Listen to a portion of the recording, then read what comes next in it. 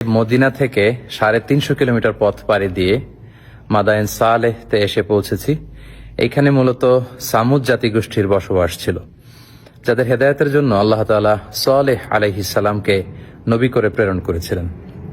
এবং সামুদ জাতির বৈশিষ্ট্য ছিল তারা পাথর বেষ্টিত এলাকায় তাদের জনপদ ছিল এবং পাথরকে খোদাই করে, পাথরের মধ্যে শিল্পকর্ম করে, খোদাই করে, ডিজাইন করে তারা পাথরের ভেতরে তাদের বসবাস স্থাপন করেছিল।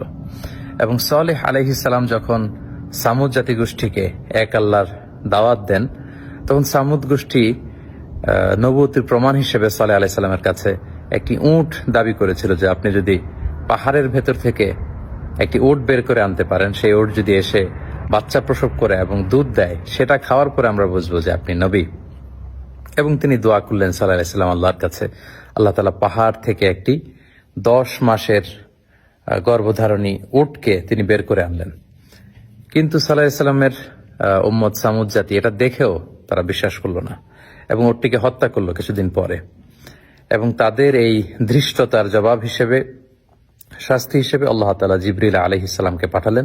উনি এসে একটা সাইহা বা সাউন্ড ওয়েভ, বিশাল একটি শব্দ তরঙ্গের মধ্য দিয়ে এমন বিকট আওয়াজ করলেন, ফলে সামুদ জাতি সমূলে নির্মূল হয়ে গেল, তাদের কানের পর্দা ফেটে সব লাশ হয়ে পড়ে রইল। এবং সালেহ আলাইহিস সালাম পরবর্তীতে মুমিনদেরকে নিয়ে মক্কাতুল মুকাররমাতে চলে গেলেন। প্রিয় সুধী, এই হিজর এলাকাতে যদি আপনারা আসেন, বা যেটাকে মাদায়েনে সালেহ বলা হয়, এখানে বিশাল বিশাল পাহাড় দেখা যাবে, কিভাবে পাহাড় খোদাই করে তারা তাদের বসতি নির্মাণ করেছিল, কিভাবে তারা এখানে ছিল।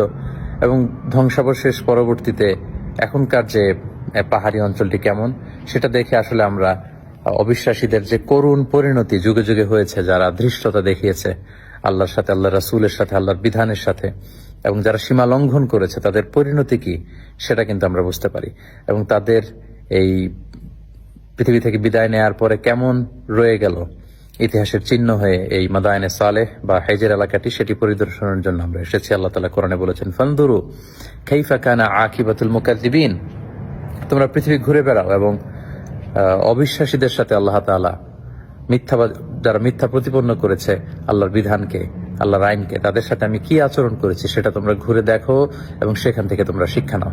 আল্লাহ তাআলা আমাদের সবাইকে অতীতের যে জাতিগোষ্ঠীকে আল্লাহ তাআলা পাপের কারণে ধ্বংস করেছেন, তাদের এই সমস্ত ধ্বংসাবশেষ দেখে আমরা যেন শিক্ষা হাসিল করতে পারি, সেখান থেকে আমাদের নিজেদের জীবনে যেন আমরা পরিবর্তন আনতে পারি। আল্লাহ তাআলা আমাদের সবাইকে সেই ব্যাপারগুলো বোঝার এবং আমল করার তৌফিক দান করুক।